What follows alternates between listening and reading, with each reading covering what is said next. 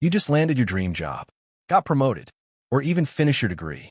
But instead of celebrating, you feel nothing. Or worse, you feel anxious. If this sounds familiar, your brain might be protecting you from something you don't even realize.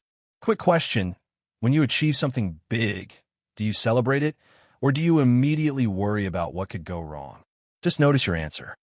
You get accepted into the program you worked years to qualify for, but you're already thinking about the first assignment, how you might fail. You get promoted, and instead of enjoying it, you immediately worry. What if they realize they made a mistake? Society tells us celebration is natural, but for millions of people, it feels dangerous, and I'll tell you why. It comes down to three core mechanisms. First, achievement anxiety, the unconscious fear that celebrating makes your success real, and anything real can be lost. Your brain thinks, if I don't acknowledge it, I can't lose it. Second is conditional worth programming. You learned early that your value equals your next accomplishment. Not your last one, your next one. So celebrating feels like stepping off the hamster wheel, and stepping off feels like disappearing. Third is the vulnerability of visibility. Celebration means being seen, and being seen triggers fear. If they really see me, they'll judge me, realize I'm not as good as they thought. So it feels safer to stay small and move on quickly. Here's what most people miss. It's not that you can't celebrate. It's that not celebrating has been keeping you safe. By not celebrating, you avoid disappointment, maintain motivation, and stay humble to avoid criticism. These strategies worked. But here's the cost. You end up living in perpetual not enough mode. Every finish line becomes a new starting line. You can achieve more and more while feeling less and less. Pause for a second. Has there been a moment where you achieved something significant but felt empty? Comment yes if this has happened to you. You'll see you're far from alone.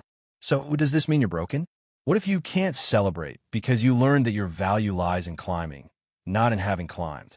That pause at the top feels like death. Because if you're not striving, who are you? You've built your entire identity around forward motion, around becoming. Celebration asks you to have value independent of the next achievement. And for someone whose safety has always been tied to productivity, that's terrifying. So what do? First, notice when this pattern is active.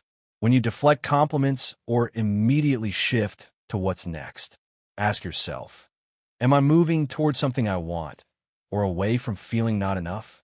Second, start small. Next time you accomplish something, pause for 30 seconds. Say out loud, I did that. It matters. Notice the discomfort. Don't fight it. Just notice it. Here's the reframe.